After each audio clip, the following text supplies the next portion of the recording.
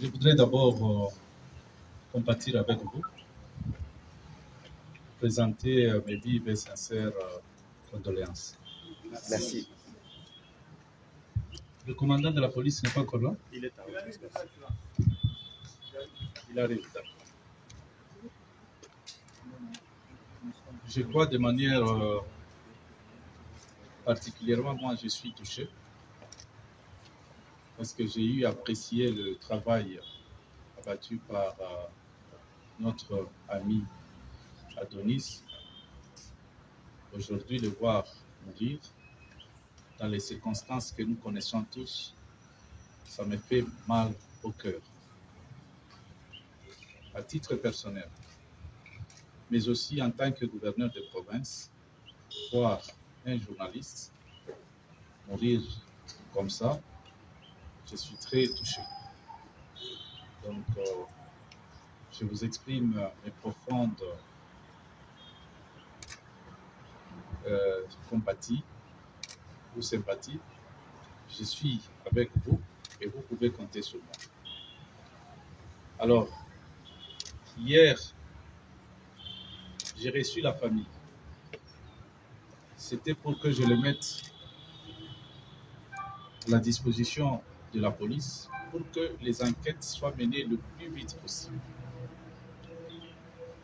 Que la famille et la police, sous ma supervision personnelle, puissent nous déterminer les circonstances de la mort de notre ami Adonis. Alors, je crois qu'ils ont eu des échanges et les choses ont déjà démarré. Les enquêtes se mènent déjà. Et sûrement, l'un de ces 4 matins, nous pourrons être fixés. Voilà, je disais que le général de la police, le commandant de la police, je l'ai mis en contact avec la famille aussi pour que le cas de l'assassinat soit élucidé et que tous nous soyons informés comment il est mort, qui est le responsable de sa mort et comment nous allons mener à la suite des opérations pour établir les responsabilités. Donc, je suis de cœur avec vous, mes sincères condoléances. Merci. Je disais aussi, en rapport avec l'événement qui s'est passé, c'est quel jour avant-hier? Voilà, avant-hier, je n'étais pas là, vous êtes arrivés et le DIRCAV vous a reçu. Vous n'avez pas souhaité que ça se passe comme cela. Je crois que si les choses étaient très bien coordonnées avant, je pouvais renvoyer mon rendez-vous que j'avais en dehors d'ici, bien sûr, pour que je puisse vous recevoir. Mais c'est dommage que c'est arrivé comme cela. Alors, j'ai vu que vous étiez frustrés par rapport à ça. En tout cas, nous pensons que ça n'a pas été fait sciemment. Et nous sommes là comme gouverneurs. Et vous, lorsque vous êtes en détresse, vous n'avez qu'une seule adresse. Cette adresse, ce n'est pas chez moi à la maison, là où vous êtes parti. Cette adresse, ce n'est pas chez un individu, mais cette adresse, c'est chez le gouverneur. Donc, c'est le gouverneur qui est le père de tout le monde. Et si vous venez chez le gouverneur, vous avez le droit d'être reçu. Et c'est comme ça que le DIRCAV a pu vous recevoir à mon absence. Mais quand on m'a exprimé votre indignation, j'ai dit que je souhaiterais vous recevoir. Raison pour laquelle aujourd'hui, j'ai annulé tout ce que j'avais à cette heure-ci pour que je puisse vous recevoir. Vous recevoir, c'est premièrement pour vous dire que personne au jour d'aujourd'hui, surtout pas une autorité, ne peut ne pas compatir à la mort d'un journaliste comme Adonis, qui est mort dans des circonstances telles que vous l'avez tous vu. Donc, je suis là, je suis avec vous. C'est aussi pour écouter votre mémoire. Le mémoire, c'est l'expression de votre indignation. Et merci encore une fois de compatir avec nous. Il faut dire que nous avons été choqués avant-hier parce que vous avez toujours dit que vous êtes l'ami de la presse et ça, je ne peux pas oublier de le répéter. Merci. Mémorandum. Justice pour Patrick Adonis Lumbi.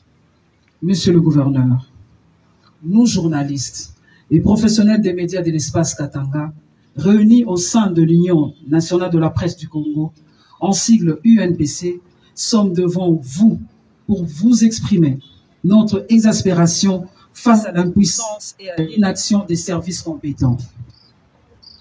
Ce matin, une triste et révoltante nouvelle nous a réveillés. La mort de Patrick Adonis Mumbi, tué à coups de machette par des bandits autour de Majipisha dans la nuit du 7 au 8 janvier 2025 ici à Lubumbashi. Patrick Adonis Mumbi n'est pas le premier cas d'insécurité qui touche les hommes et les femmes des médias. Beaucoup d'autres ont été agressés sur la route de retour de leur lieu de travail, en plein exercice de leur travail, et d'autres ont été abattus et humiliés chez eux dans leur maison. L'insécurité ne cesse de monter et les villes sont asphyxiées. Les journalistes ont peur et ne vivent pas dans la liberté. Avez-vous appris que des femmes sont violées en présence de leurs époux, des filles forcées à coucher avec leur père ou frère? Savez-vous que des gens sont blessés à la machette dans leur maison, des vitres cassées, des murs des maisons et des clôtures cassées et des biens extorqués presque tous les jours? Savez-vous que certains médias ont tendance à annuler pratiquement leurs émissions de nuit par peur de l'insécurité à laquelle s'exposent les journalistes? Savez-vous à quel point cette situation porte atteinte à la liberté de la presse et au droit des populations à accéder à l'information? Nous sommes venus vous dire que nous ne respirons plus.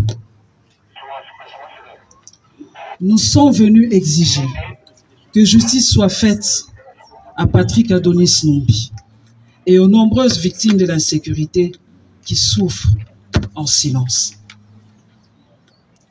Nous sommes venus exiger que le procureur fasse tourner la justice et la recherche des infractions. Il est intolérable que des crimes se succèdent sans des enquêtes sérieuses ne soient menées. Et si par formalité, des enquêtes sont annoncées, on n'en connaît souvent pas les issues. Nous sommes fatigués des mensonges. Sur qui devons-nous finalement nous appuyer? À quoi servent les barrières et patrouilles organisées depuis des années maintenant dans la ville de Lubumbashi? Ça tombe bien que l'Assemblée provinciale soit ce jour en session extraordinaire, car nous vous amenons là un vrai sujet. Vos électeurs disent « trop, c'est trop ». Agissez, mesdames et messieurs, ici et maintenant. À la mairie, au gouvernement provincial, vos administrés n'ont plus de quiétude. Est-ce que nous sommes en colère? Bien sûr que oui.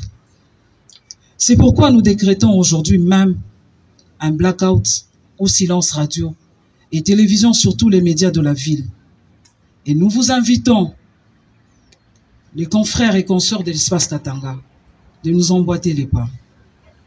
Nous voulons des réponses et très rapidement. Dans 48 heures, nous reviendrons à la charge s'il n'y a pas de suite. Fait à Lubumbashi, le 10 janvier 2025, les journalistes et professionnels des médias réunis au sein de l'UNPC Katanga. Je vous remercie.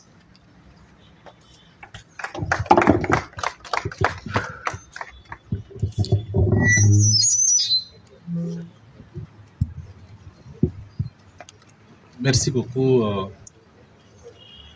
Madame la Présidente de l'UNPC Katanga. Nous avons reçu votre mémo. Comme je vous l'ai dit tout à l'heure, nous sommes tous préoccupés. Vous avez dit tout à l'heure que je suis personnellement l'ami de la presse. Je ne le dis pas seulement, mais en réalité, je suis votre ami. Donc, celui qui est mort, c'est mon ami. Les circonstances de sa mort me touchent. Et je dois tout faire, c'est moi le patron de la province, pour que les choses s'établissent clairement et que nous puissions établir les responsabilités des uns et des autres par rapport à son cas de décès.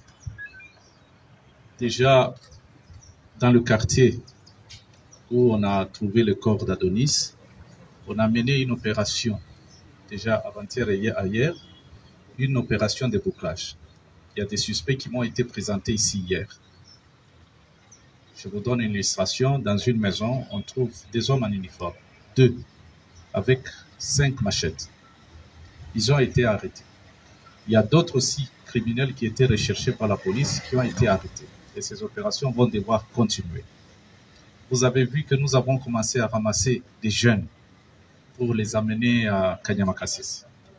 En fait, qu'est-ce qu'il faut retenir? À un certain moment, on a dû maîtriser la question sécuritaire. Mais avec la saison des pluies, les jeunes qui étaient dans les trous, c'est-à-dire dans des carrières, aujourd'hui avec la pluie, ne savent pas vaquer convenablement à leurs occupations et ils remontent au centre-ville et sûrement ces déséquilibres-là créent l'insécurité.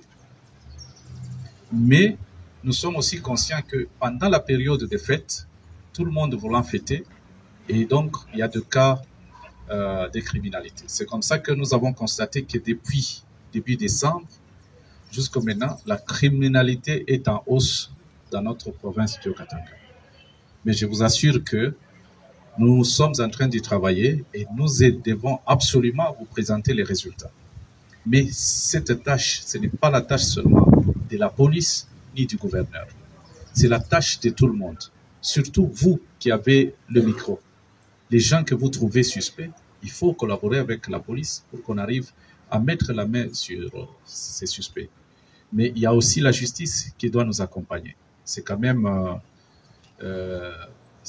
désolant que des gens soient arrêtés parce qu'ils sont pointés par la population, signalés par la population, et les autorités mettent tout en place pour qu'on les arrête.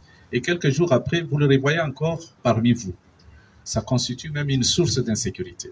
Donc, nous avons besoin d'un accompagnement de tout le monde, chacun à son niveau, vous en tant que journaliste, nous en tant que pouvoir public, mais aussi les institutions judiciaires doivent devoir nous accompagner pour que nous puissions éradiquer ces fléaux. Nous n'avons pas une autre société à part celle-ci. La criminalité, l'insécurité, ça nous touche nous tous. Donc, nous devons travailler pour améliorer nos conditions de vie. Alors, je me disais, Adonis, c'était un journaliste. Il rendait service à beaucoup de gens. Moi, je vous dis particulièrement, je n'avais pas une relation particulière avec lui, mais j'ai eu à le suivre à la télé quelquefois et j'étais content, comme la plupart d'entre vous. Je vous suis, vous présentez très bien votre émission. Je suis content de vous, même si on ne s'est jamais vu. Alors, il mérite d'être honoré. Il mérite d'être honoré. Il est décédé dans les circonstances que nous connaissons tous, mais il doit être inhumé dans les circonstances dignes de son rang. Et je voudrais que nous tous, nous puissions nous mettre ensemble pour voir comment nous pouvons l'enterrer dignement. Cela, ça peut venir de vous et de nous. Nous nous mettrons ensemble et nous voyons comment nous pouvons l'enterrer dignement. Mais nous devons aussi nous dire que ça ne doit pas être une récupération des politiques. Il ne faut pas que les politiques fassent leur jeu. Le jeu des politiques, c'est que si je suis contre Kiaboula et qu'il y a un cas comme ça, l'argent va circuler pour que les amis de Kiaboula soient les ennemis de Kiaboula. Non. Non, non. Donc, que les politiques se mettent à l'écart. Nous allons nous affronter sur un terrain politique. Mais ici, il faut être humain pour compatir au malheur qui frappe la famille. Il y a la veuve qui est restée, mais il y a aussi sa famille, sa mère qui est là. Donc, moi, tout ce que je vous demanderai, ici, UNPC est ta politique. Vous êtes là pour nous, les gens du pouvoir, vous êtes là pour les opposants, vous êtes là pour la population. Donc, les politiques se mettent à l'écart. On a notre terrain ailleurs. Ici, ne me séparez pas avec mes amis journalistes. ok? Ils m'ont adopté comme leur ami, et c'est que moi aussi je fasse tout pour le prouver que je suis leur ami.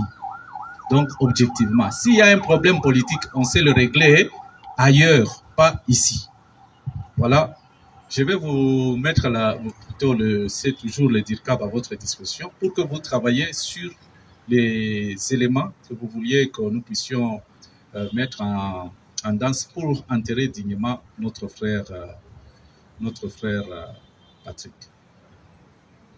Voilà, au moins, je vous remercie d'être venu et je crois que nous sommes ensemble. Si Dieu le veut, le jour de l'enterrement, nous serons encore à vos côtés pour vous accompagner et accompagner notre ami Patrick à sa dernière demeure. Merci. Merci.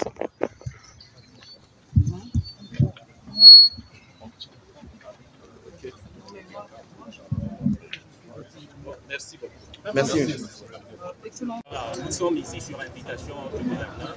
En tant qu'exécutif, il a voulu rencontrer les professionnels de médias et les journalistes. D'abord pour exprimer ses condoléances à toute la famille professionnelle. Et en tant que président du Conseil de sécurité, le gouverneur nous a rassurés et a rassuré la presse que les enquêtes sont déjà en cours et que les bandits de Patrick Adonis seront connus. Deuxièmement, en tant qu'exécutif, il a trouvé inopportun qu'un journaliste qui a rendu d'énormes services à la nation, à la province du Haut-Katanga, à la ville de Lubumbashi, puisse être enterré sans la présence de l'autorité provinciale qu'il est. C'est comme ça qu'il a voulu qu'on harmonise les vœux. Et les vœux ont été harmonisés et nous pensons maintenant que tout le monde peut pleurer avec la presse du Grand Katanga et particulièrement celle du Haut-Katanga. Nous vous remercions.